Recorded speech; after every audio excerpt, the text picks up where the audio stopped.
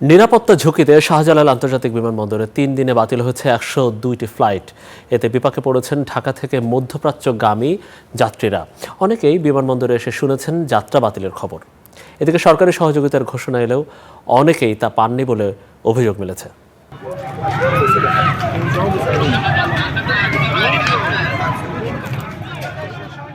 উপসাগরীয় দেশগুলোতে ইরানি হামলার প্রভাব পড়েছে সারা বিশ্বের আকাশপথে, আর এর আঁচ লেগেছে দেশেও।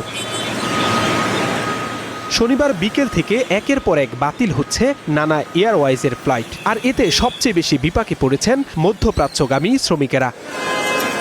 অনলাইনে ফ্লাইট চলাচলের খবর দেখে বিমানবন্দরে ফ্লাইট বাতিলের তথ্য পেয়েছেন লক্ষ্মীপুরের হৃদয়। 10 তারিখে আমার ভিসার মেয়াদ শেষ। 10 দিনের মধ্যে এখন আমি কিভাবে কি করবো আমার তো মাথা ধরতেছে না। এখানে যখন আমি রাস্তায় আসতেছিলাম তখন আমি দেখতেছি এখানে লেখা আছে যে ফ্লাইট হবে, কিন্তু এখানে আসার পর দেখতেছি ফ্লাইট বলতেছে ক্যান্সেল হয়ে গেছে। তাই এলো ইনোভার, যেন আপনি লাইফে থাকেন রেডি প্রতিদিন। Innova, designed for now.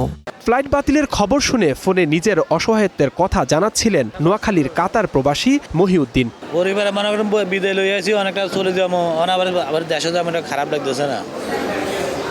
একই অবস্থা চট্টগ্রামের শাহ আমানত বিমানবন্দরে, তবে সেখানে চালু রয়েছে জেদ্দা, রিয়াদ ও মক্কার ফ্লাইট।